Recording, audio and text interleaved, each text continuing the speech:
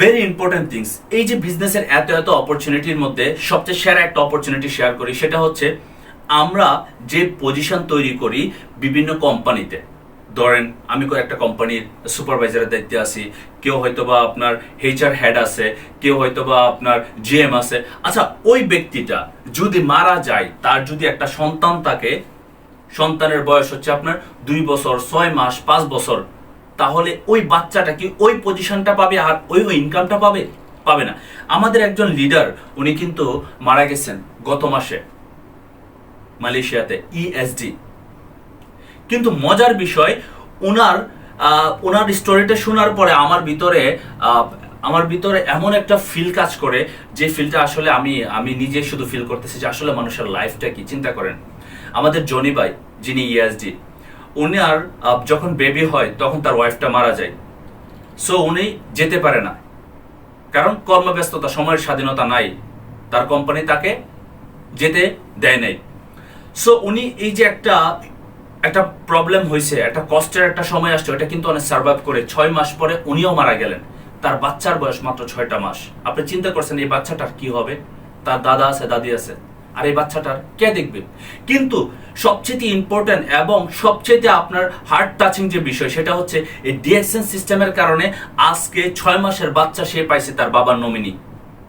এবং ডিএক্সএন এর যত লিডার আছে তার বাড়িতে ভিজিট করে আসছে, তাকে একটা অ্যামাউন্ট দিয়ে আসছে, সবাই সাপোর্টিং হিসাবে, যে বাচ্চাটার খেয়াল রাখার জন্য। এবং এই বাচ্চাটা কিন্তু জন্মের পরে থেকেই ইএসডি, এক্সিকিউটিভ স্টার ডায়মন্ড।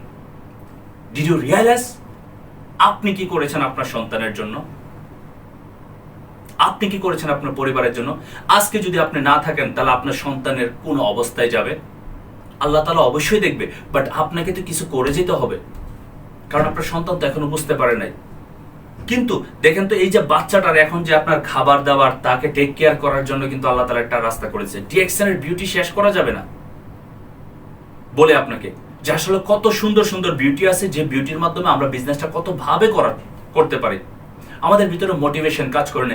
এই যে বাস্তব দায়ী প্রমাণ, গত 32 বছর যাবৎ কত লিডাররা পৃথিবী থেকে বিদায় নিয়েছেন, কিন্তু তাদের পরিবার একটা ফাইন্যান্সিয়াল ফ্রিডম হয়ে গেছেন, তাদেরকে ওয়ার্থের চিন্তা করে না।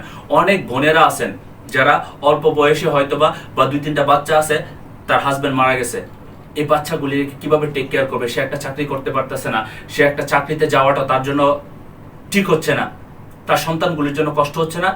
একটা সময় দেখা যাচ্ছে বাচ্চাগুলি রাইকেই সে আরেক জায়গায় বিয়ে বসতে হয়। কিন্তু যদি আপনার যদি একটা পরিচয় থাকে, তার যদি একটা ইনকাম সোর্স আছে, তাহলে এই বাচ্চাগুলি মানুষ করার জন্য হইলেও কিন্তু সে থাকবে, সে আর কারোর সাথে যাবে না। কারণ কেন? সে দোয়া করবে হাজবেন্ডের জন্য, যে আমার হাজবেন্ড এমন একটা কাজ করে গেছে, যে কাজের জন্য আমি আমার সন্তানগুলিকে মানুষ করে যাব, পরবর্তী জীবনে আমরা একসাথে থাকব, এই চিন্তা থাকবে।